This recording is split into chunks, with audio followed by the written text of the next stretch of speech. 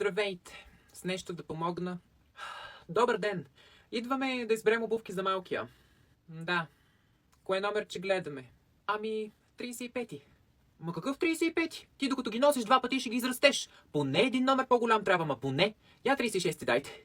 36-ти. Добре, няма проблем.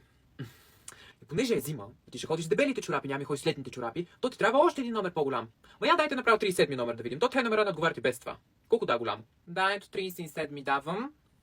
Айде мери сега, мери. В смисъл, да, стават ми, мамо, удобни са. Я ги обуй сега и двете. Чета понякога едната става, пък другата стиска. Да, добре, обувам, ето. Я. Да, стават ми и двете. Я се разходи, разтъпчи ги малко. Да, ето, разхождам се. Да. Яла тук. Дай кръка напред, да видя. Дай кръка хубаво напред, да види колко място имаш. Да, дал съм си кръка напред. Тук място имаш ли да си проврат четирите пръста? Тук имаш ли? По-полека. А отпред място имаш ли отпред? Тук отпред, как го усещаш? Тук отпред, тук. Я клекни и седни с тях.